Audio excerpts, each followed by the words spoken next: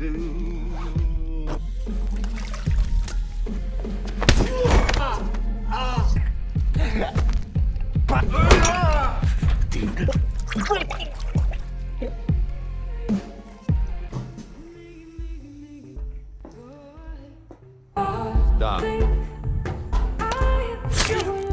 John Wick, a retired hitman, finds his peaceful life shattered when Russian mobsters steal his vintage car and, more devastatingly, kill the puppy left to him by his recently deceased wife. Driven by an unimaginable grief and a terrifying thirst for revenge, John re-enters the brutal criminal underworld he had painstakingly tried to escape.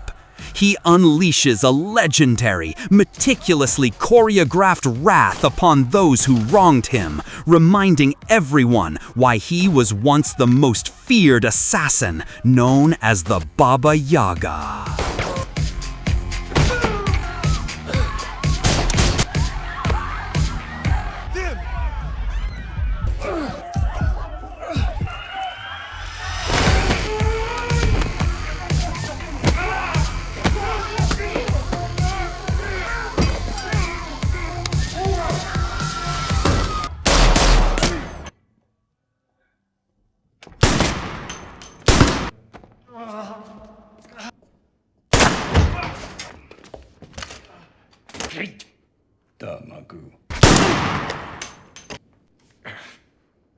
Ladies, out.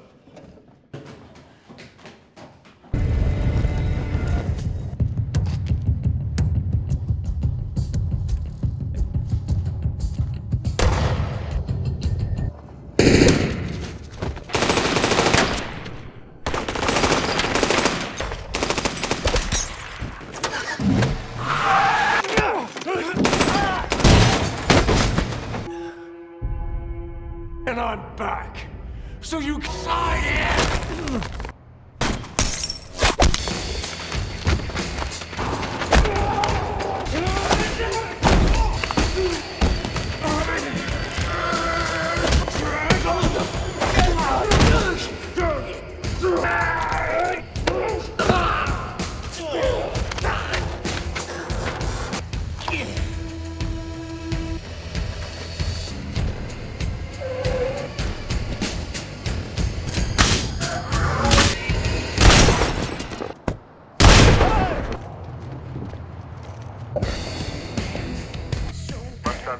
Let me... Stop! Get down! Get down!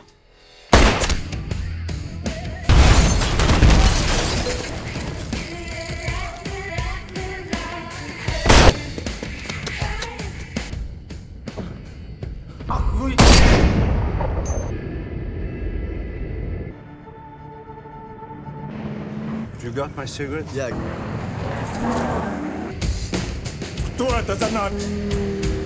Yeah, super.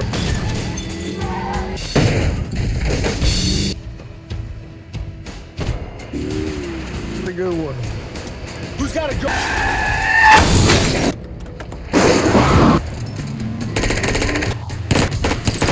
We have to go over there.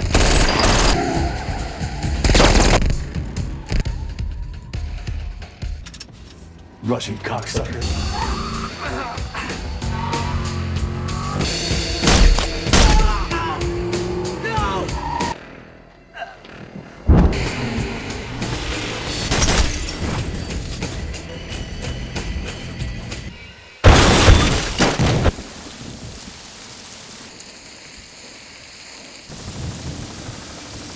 No more guns, dog. No more bullets.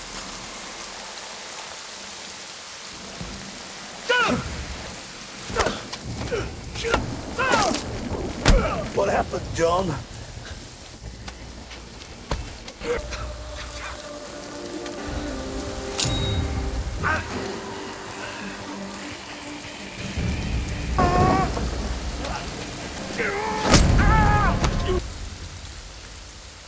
Hey guys, today we are diving headfirst into the stylish, brutal, and surprisingly heartfelt world of John Wick, the 2014 cinematic masterpiece that redefined action movies and made us all want a cooler suit. Get ready for a deep dive into the meticulously crafted chaos, the breathtaking gun fu, and the surprisingly touching motivation behind all that beautifully executed violence. We're going to revisit every shattered bone, every perfectly aimed headshot, and every moment that turned a simple premise into a cultural phenomenon. If you had a good time with this, a like and a subscribe is a free way to help me keep making more. The film opens with a quiet desperation, the kind that settles in your bones when you've lost the one person who anchored your entire existence. We see John Wick, a man of few words but profound sorrow, behind the wheel of his classic 1969 Mustang, a car that will become almost as central to the plot as his grief. He's driving fast, maybe too fast, a frantic attempt to outrun the pain that gnaws at him. A flashback flickers across the screen, a tender, loving memory of Helen, his wife, her face radiant, her hand intertwined with his. It's a stark contrast to the hollowed-out man we now see, his eyes shadowed with an unbearable sadness. The crackle of an old recording plays, a tender voice from a past that feels miles away, lost forever. He crashes the Mustang into a concrete barrier, a small, choked cry escaping his lips, a physical manifestation of his internal agony. He's alive, but barely. His soul feels utterly fractured, irreparable. A funeral, gray and somber, marks Helen's official departure. Rain lashes down, mirroring the torrent within John. He's alone, utterly and completely, standing over her grave, the silence deafening save for the patter of rain and the distant rumble of thunder. He clutches a single silver locket, a tangible piece of the love he lost. The world, it seems, has lost its color for him. His sprawling minimalist house, once a home filled with warmth, now feels like a tomb. Every object, every empty space screams her absence. The air is thick with the scent of memory and loss. Then a package arrives, a large, unassuming box delivered to his door. Inside, nestled on a soft blanket, is a tiny beagle puppy, eyes wide and innocent, a pink bow around its neck. A letter accompanies it, written in Helen's elegant hand, her final, profound gift to him. She knew, with an intuition only a deeply loving partner possesses, that he would need something to love, something to pull him back from the brink of absolute despair. She knew he wouldn't be able to do it on his own. The puppy, named Daisy, is a spark, a tiny flicker of hope in the suffocating darkness of his grief. John, initially hesitant, even a little annoyed by this unexpected responsibility, finds himself slowly, reluctantly drawn to the creature. Daisy's boundless energy, her happy barks, her soft nudges, chip away at the fortress of sorrow he's built around himself. She sleeps curled against him, a warm, living weight that reminds him he's not entirely alone. He buys puppy food, a collar, a leash. He takes her for walks, her tiny legs scampering beside his long strides. The silence in his house is now punctuated by happy yips and the soft patting of tiny paws. It's a fragile peace, but it's a peace nonetheless. This fragile peace is, of course, brutally shattered. In a seemingly mundane moment, John pulls his pristine Mustang into a gas station. The sun glints off its polished surface, a testament to his meticulous care. As he fills the tank, a black Escalade pulls up, blasting Russian hip-hop, an immediate cultural clash. 3 young men emerge, brash and arrogant, led by Yosef Tarasov, a punk with an entitled smirk. Yosef, captivated by the Mustang, offers to buy it. John, with a quiet intensity that hints at a dormant fire, simply says it's not for sale. Yosef, unaccustomed to being denied, pushes harder, then sneers a dismissive Russian phrase that John, to Yosef's surprise, understands perfectly. "It's a bitch," John replies calmly in flawless Russian. The air thickens, a subtle shift in the atmosphere. John's calm is almost unnerving. Yosef, perhaps sensing a danger he can't quite articulate, backs down for the moment, but the seed of resentment has been planted. The interaction is short, sharp, and leaves a lingering unease. Later that night, the fragile piece shatters into a million pieces. John is asleep, Daisy curled protectively on his chest. The muffled crash of glass downstairs rips him awake. 3 figures, Yosef and his crew, stand in his living room, their faces shadowed, their intentions clear.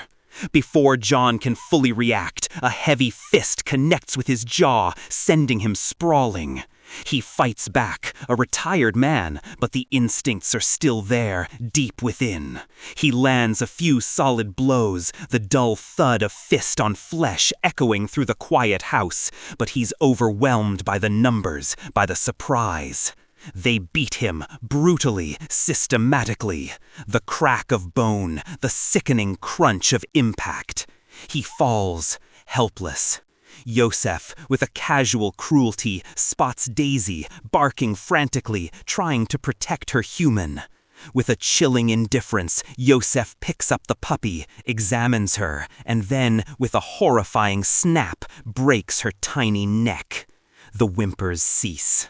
The silence that follows is more deafening than any scream. John, bleeding and broken on the floor, watches in helpless horror as his last connection to Helen, his last flicker of joy, is extinguished. They take the car keys, toss a final insult, and drive off into the night in his stolen Mustang, leaving him for dead amidst the wreckage of his home and his heart. He wakes, slowly, painfully, his body screaming in protest. Every muscle aches, every breath is a shallow gasp. The cold reality hits him like another punch. Daisy is gone. His car is gone. He stumbles to the kitchen, a phantom ache in his chest, and finds Daisy's lifeless body, a small, still bundle on the floor. He wraps her gently in a blanket, his hands trembling, and takes her outside, into the pre-dawn chill. With his bare hands, he digs a shallow grave in his garden, burying the tiny creature, a single tear tracing a path down his bloodied cheek. This isn't just about a stolen car, or even a murdered puppy. This is about a man who lost everything, was given a single thread of hope, and then had that thread violently severed by a thoughtless act of barbarism. The quiet grief gives way to something far more dangerous: cold, focused, incandescent rage. The transformation is immediate and absolute. John Wick is no longer the grieving widower. He is the ghost story, the mythical figure, the Baba Yaga. He walks to his garage, not the main one, but a hidden, reinforced concrete floor, a secret buried beneath his peaceful suburban life. With a heavy pickaxe, he chips away at the concrete, the metallic ring echoing in the confined space. Beneath it, a treasure chest, a relic of a past he desperately tried to bury. He pulls out a weathered wooden crate, heavy and solid.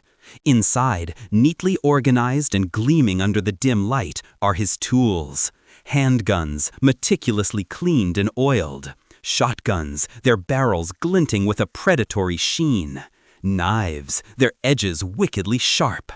Gold coins, nestled in velvet, currency of a world only he truly understood.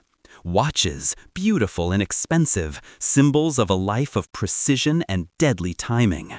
He runs a gloved hand over the weapons, a familiar comfort in their cold steel. The click of a safety, the smooth slide of a magazine into a well-worn pistol grip. He loads them, each movement deliberate, precise. He showers, washing away the blood and grime, and with it, any semblance of the man he was just hours before. He shaves, his reflection now hardened, unforgiving. He puts on a perfectly tailored black suit, a uniform of deadly intent. This isn't just about revenge, it's about re-entering a persona, slipping back into a skin he thought he'd shed forever. Meanwhile, on the other side of the city, Yosef, oblivious to the monstrous force he has awakened, drives the stolen Mustang into his father's chop shop. He's bragging, preening, detailing how he beat some nobody and took his car.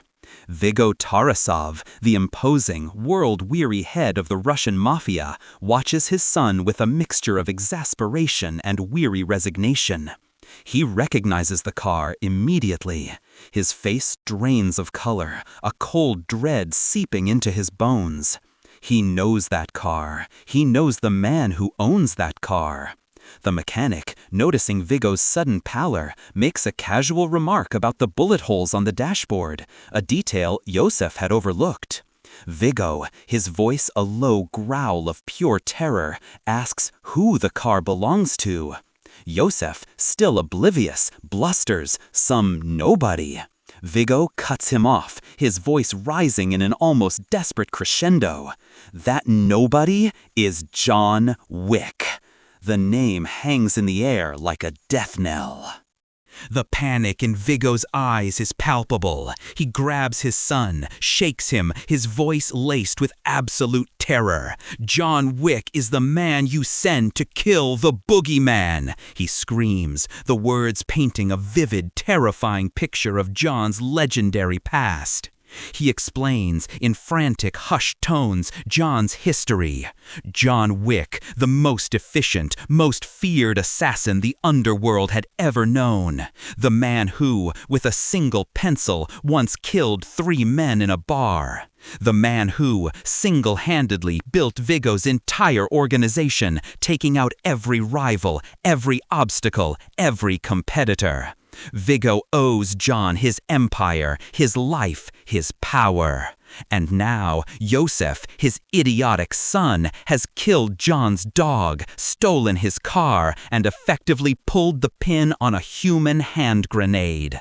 Viggo knows, with a chilling certainty, that John Wick is coming, and there's absolutely nothing he can do to stop him. He tries, though. He throws every resource at his disposal at stopping the inevitable. He places a $2 million bounty on John's head, a clear signal to the underworld. John Wick is back, and he's a target. He calls John directly, a desperate, futile attempt to reason with him, to offer amends. He tries to buy him off, to calm the storm, but John's voice, calm and utterly devoid of emotion, cuts through Viggo's pleas like a razor. "I'm coming for you, Viggo." The line goes dead. John's phone call with Viggo is a masterclass in quiet menace. There are no threats, no screaming, just a declaration of intent. It's like listening to the voice of an approaching hurricane. Viggo, clutching the phone, knows his world is about to be systematically dismantled. He knows the cost. He sends a cleanup crew to John's house, a team of highly trained, heavily armed men. It's a desperate, last-ditch effort not to kill John, but to intimidate him, to show that he's not untouchable, even in his own home. This, of course, is a laughable miscalculation. John is ready. He's standing in his living room, the one that was trashed, waiting. He hears the low rumble of engines, the crunch of tires on gravel, the subtle click of a safety being disengaged. The front door bursts open, and 3 armed men in tactical gear storm in, guns raised, their flashlights cutting through the dimness. The silence is broken only by the sharp, authoritative bark of John's John's pistol. Bang, bang, bang. 3 quick, precise shots. The first man drops, a bullet to the head. The second, a shot to the chest, crumples. The third, attempting to flank him, is met with a brutal close-quarters combat ballet. John moves with an almost supernatural grace, a whirlwind of fists, elbows, and pistol whips. He disarms the man, uses his own weapon against him, then finishes him with a precise, almost surgical shot. The thud of bodies hitting the floor, the metallic clang of dropped weapons, the dull report of suppressed gunfire. It's a symphony of violence, executed with chilling efficiency. A fourth man, lurking in the shadows, is dispatched with equal swiftness. The whole engagement lasts mere seconds. It's a brutal reintroduction to the world of the Baba Yaga. Viggo's attempt to show strength only confirms John's unwavering resolve. Outside, a sleek black Mercedes pulls up. Marcus, a weathered, older assassin, a contemporary of John's, watches from inside, a sniper rifle resting on his lap. He doesn't interfere, doesn't assist. He's there to observe, a silent witness to the legend's return. He sees the efficiency, the cold brutality. A slight nod of grim understanding crosses his face. He knows what this means.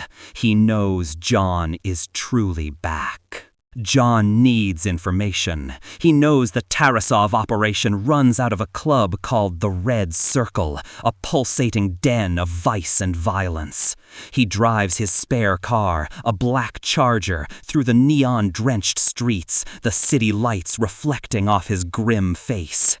The music inside the Red Circle is a visceral assault on the senses, a throbbing bass line that vibrates through the floor. The club is a labyrinth of flashing lights, gyrating bodies and shadowed corners. John moves through the throng with a predatory focus, his eyes scanning, assessing. He spots Francis, a heavy-set bouncer, a former acquaintance from his past life. A brief, tense exchange. John wants to know where Yosef is. Francis, knowing John's reputation and perhaps sensing the futility of resistance, gives him a knowing look, a subtle nod towards the VIP area. He's in the Red Room, brother. A quiet understanding passes between them, a respect, however grudging, for the rules of their shared dark world. The Red Room, a private, elevated section of the club, bathed in a crimson glow. Yosef, oblivious, surrounded by his sycophants, is snorting coke, drinking champagne, celebrating his supposed victory.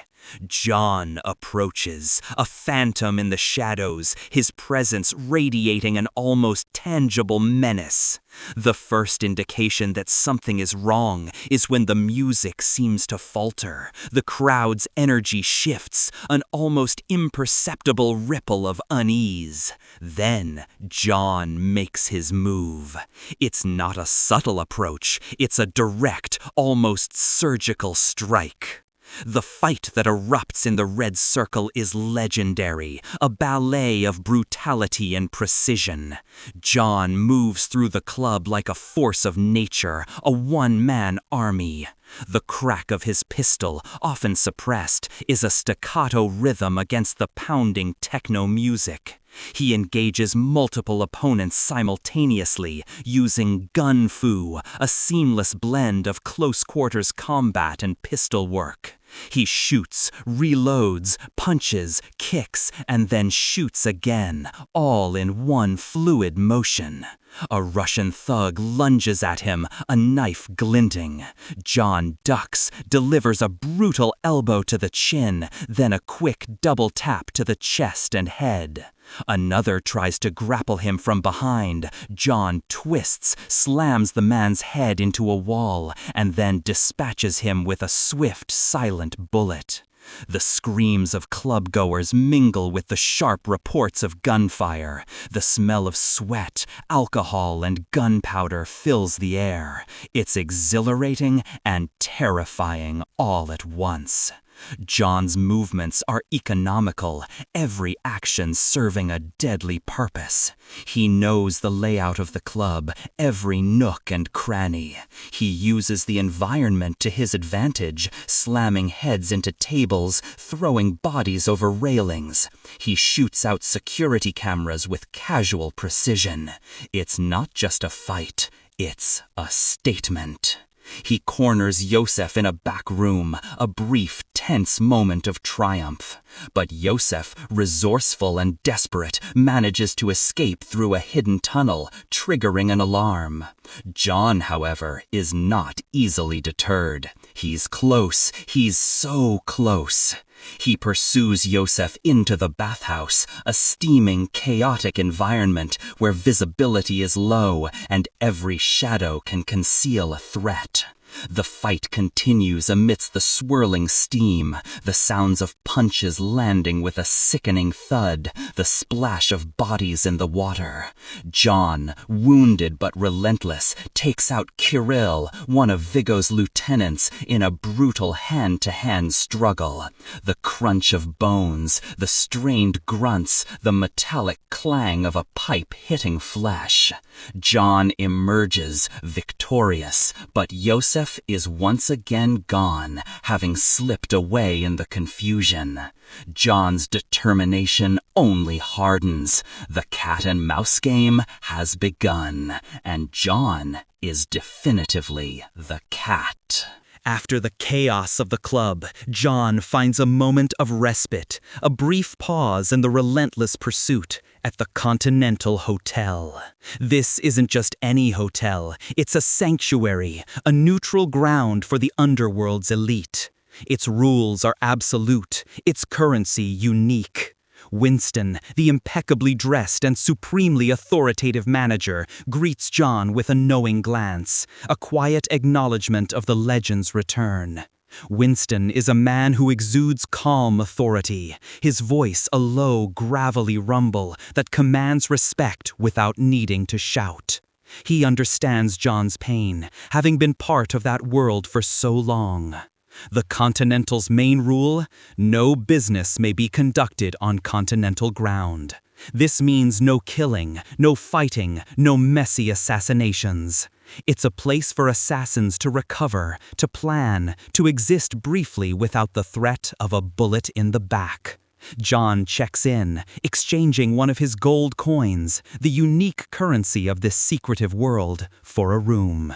He calls for a doctor, a specialist in bullet wounds and broken bones, someone who understands the unique injuries of their profession.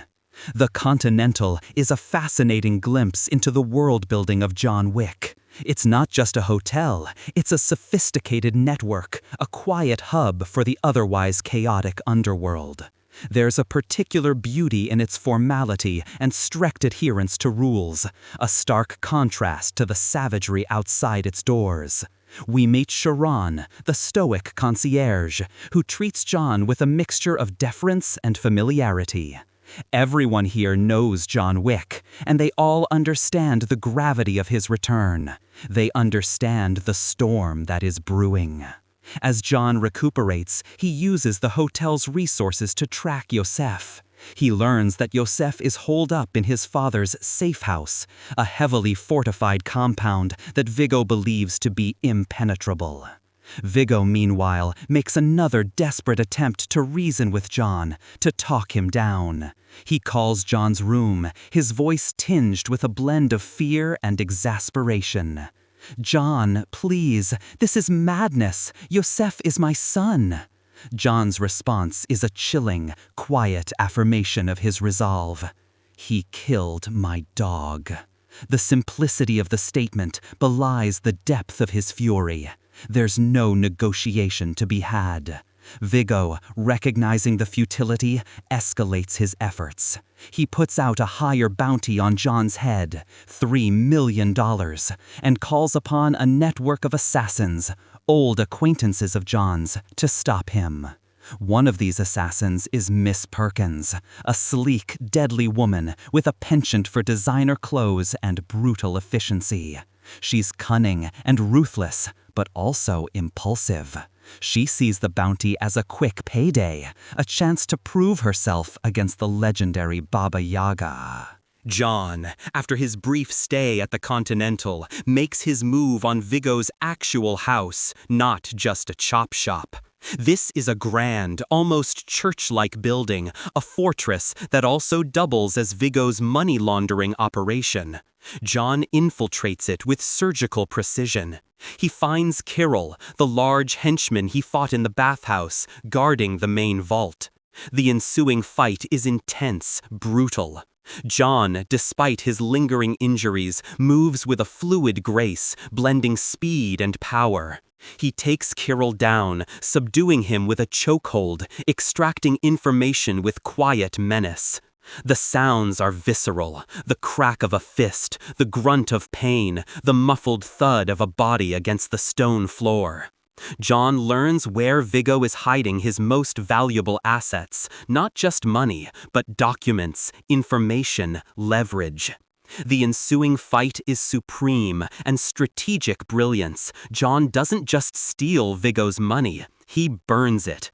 He stacks mountains of cash, a lifetime of illicit earnings, and sets them ablaze, the flames casting an orange glow on his grim face. This isn't about financial gain for John, it's about systematically dismantling Viggo's empire, piece by piece, depriving him of everything he holds dear. The smell of burning paper, the crackle of the flames, is a tangible sign of John's absolute commitment to his vengeance. He's hitting Viggo where it truly hurts, striking at the very foundation of his power. He leaves a single gold coin, a silent message, a brutal declaration of war. Viggo, informed of the attack and the burning of his assets, is apoplectic. He screams into the phone, his voice hoarse with rage and desperation. He rallies his remaining forces, issuing new orders, new threats. He mobilizes every available killer. Meanwhile, back at the Continental, Ms. Perkins, in a moment of reckless ambition and a blatant disregard for the hotel's sacred rules, attempts to ambush John in his room. She believes she can take him by surprise, that she can collect the bounty. It's a classic rookie mistake against a seasoned professional like John. She bursts into his room, gun drawn, but John, ever vigilant, is ready. The fight is a whirlwind of close-quarters combat. Perkins is skilled, fast, and vicious, but John is faster, stronger, and far more experienced. The sounds are a symphony of struggle, the sharp crack of her heel against the floor, the grunt of exertion, the metallic clang of a weapon hitting the wall. He disarms her, pins her against the wall, a knife to her throat, a cold, hard glare in his eyes. He asks her why she's breaking the rules. She replies with a venomous smirk. "You're worth $3 million, John." He responds with a quiet fury. So is the Continental. Just as John is about to deliver a decisive blow, Marcus, who has been quietly observing and subtly protecting John, intervenes. He fires a warning shot from a sniper rifle into John's wall, narrowly missing his head. This unexpected intervention creates a momentary distraction, allowing Perkins to escape, albeit with a nasty cut and a bruised ego. John is momentarily confused, then understands the message. Marcus isn't helping him, not directly, but he's making sure John stays on track, reminding him of his limits, of the dangers.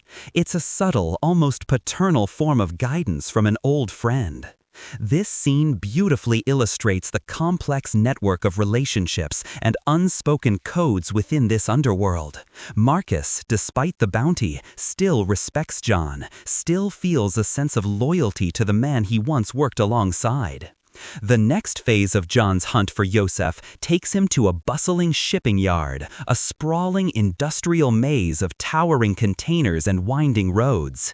This is where Viggo has sent Yosef to lay low, hidden amongst his father's illicit goods. John tracks him relentlessly, a predator closing in on its prey. He uses his knowledge of the underworld, his network of informants, and his uncanny ability to read the subtle clues left behind by his targets. He finds Yosef in a seemingly impenetrable stronghold, surrounded by Vigo's heavily armed guards. The ensuing gunfight is a masterclass in controlled chaos.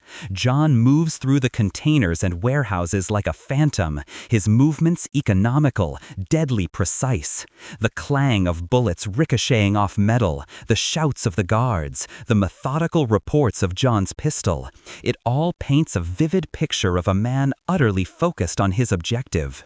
He takes down multiple guards, one after another, using the environment to his advantage, ducking behind cover, emerging to deliver a swift, fatal shot.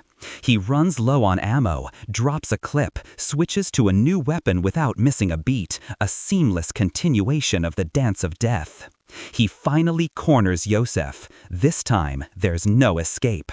Yosef, cowering, pathetic, begs for his life. He tries to offer money, power, anything. But John is beyond reason, beyond negotiation. His eyes are cold, hard, reflecting the loss that drives him.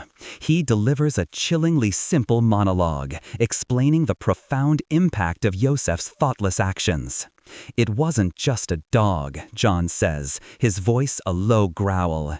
"It was a final gift, a chance for me to grieve. And you took that from me."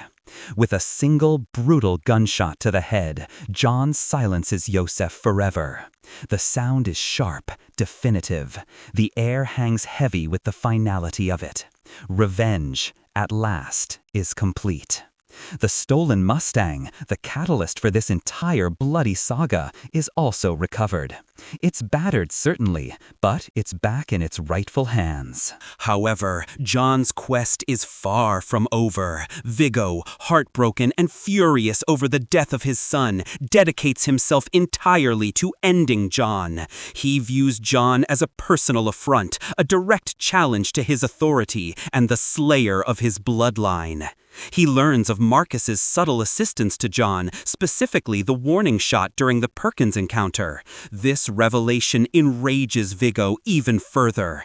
Betrayal from an old comrade is a wound that cuts deep. Vigo, a man whose loyalty is paramount, sees Marcus's actions as the ultimate treachery.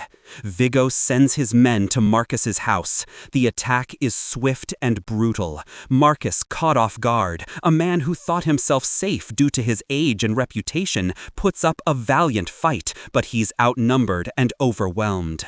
The sounds of breaking glass, the thud of bodies, the desperate struggle, all hint at a tragic end. Marcus, an honorable man in a dishonorable profession, is captured and brutally tortured for information about John.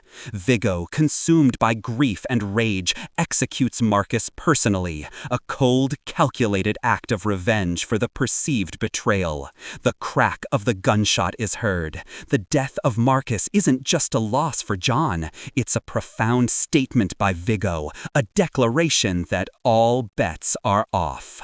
John, feeling the reverberations of Marcus's death, knows what this means. He knows Vigo will come for him with everything he has left. He anticipates Vigo's next move, predicting that Vigo will attempt to flee the country, taking his remaining assets with him. The stage is set for a final, decisive confrontation. John tracks Vigo to the docks, a desolate industrial landscape of towering cranes, shipping containers, and the vast expanse of the ocean. This is where Vigo plans his escape, a final attempt to salvage what's left of his empire. The docks become the arena for the final epic showdown. Vigo, surrounded by his remaining contingent of heavily armed guards, awaits John. The air is thick with anticipation, the metallic clang of a distant ship, the cries of seagulls, the only sounds disturbing the grim silence. John arrives, not with a bang, but with a quiet, menacing presence, a lone figure silhouetted against the industrial backdrop. He confronts Vigo, the two men locking eyes, their shared history, their recent conflict, their grief, all boiling to the surface. The final battle is a spectacular, large-scale gunfight that showcases John Wick at his absolute peak. He uses every trick in his arsenal, every ounce of his skill. He moves like a phantom, weaving through the shipping containers, using them as cover, as strategic vantage points.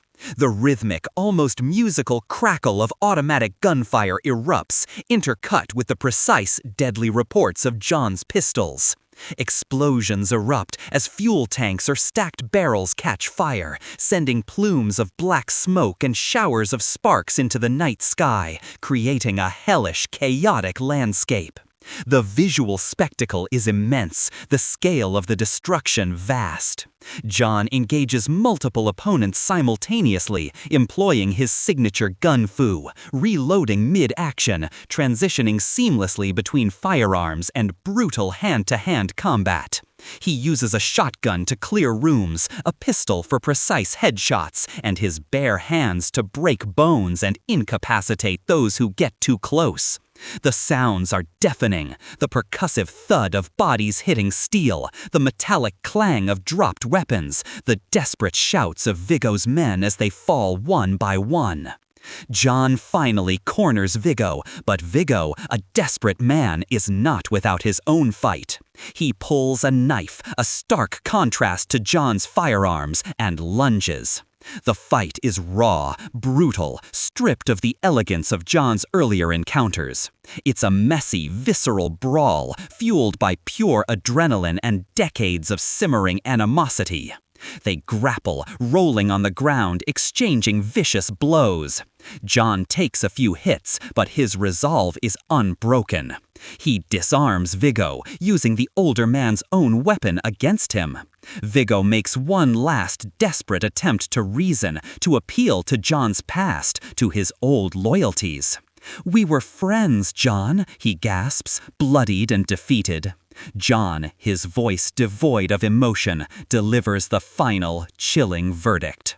"You shot my dog." With a brutal, decisive stab, John ends Viggo's life, pushing the knife deep into his chest. Viggo collapses lifeless. The silence that follows is absolute, heavy with the weight of consequence and the finality of death.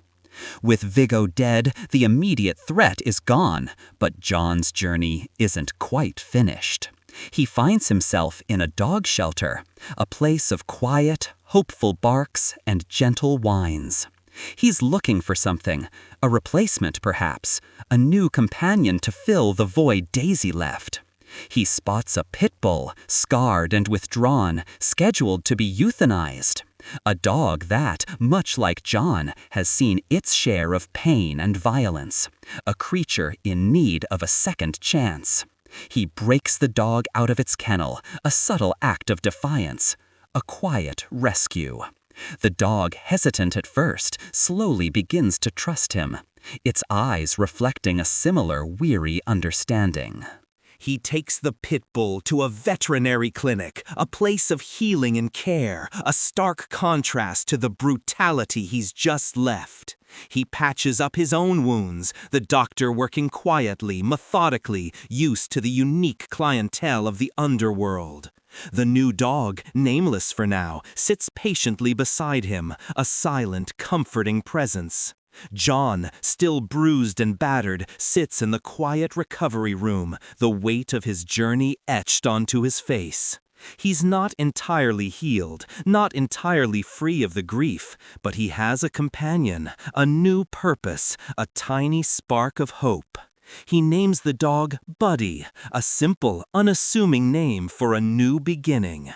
He's found a new reason to live, a new connection to a world he almost completely abandoned. The ending is not overtly triumphant, but it's a quiet resolution, a hint of peace for a man who has endured so much.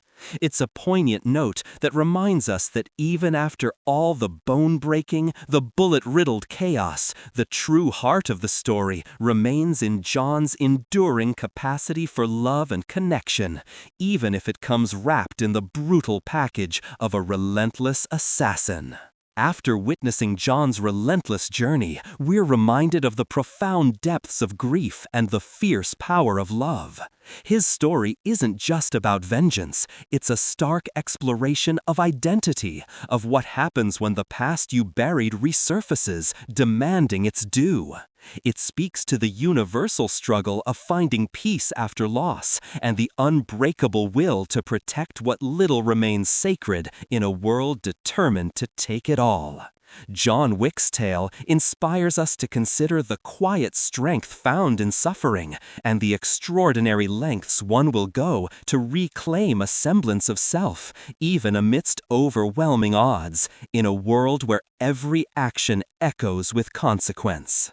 John Wick isn't just a film, it's a cultural phenomenon that redefined action cinema.